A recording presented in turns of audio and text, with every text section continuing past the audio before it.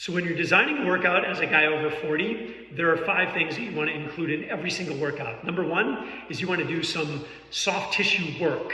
And the way you can do that is either with a foam roller or with a lacrosse ball. And the idea is you want to go through any joints that you might have that are stiff. You want to go through the muscles that surround that joint to get those muscles to relax. And one of the best ways to get overactive muscles to relax is through massage.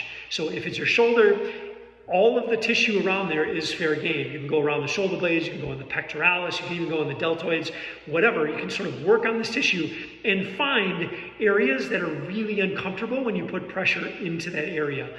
That way, you can get some of those muscles to sort of relax so that you can access a little bit more range of motion in those joints.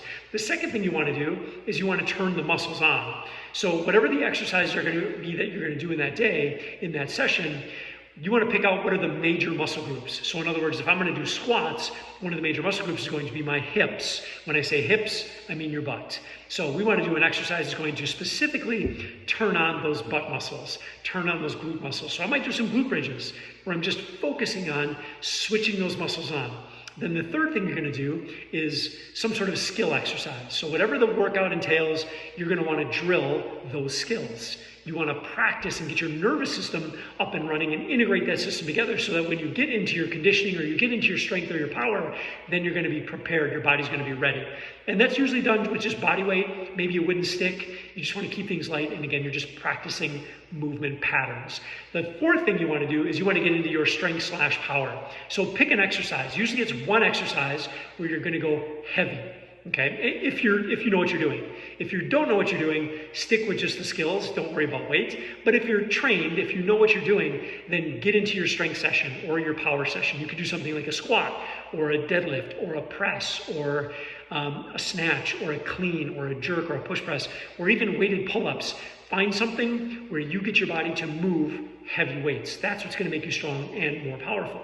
And then the very last thing you want to do is some sort of a conditioning routine. And conditioning routines, you can pretty much do, there's an infinite number of ways that you can combine different exercises and movements and durations of time. But the whole idea is you want to elevate your respirations and your heart rate for extended periods of time. That's going to tax your cardiorespiratory system. So I recommend putting together all different kinds of workouts, all different kinds of variations, just again with that intention of just elevating heart rate respirations. That's what's going to make you adapt, get that cardiorespiratory system to be more efficient, which gives you more work capacity. So there it is. Those are the 5 things.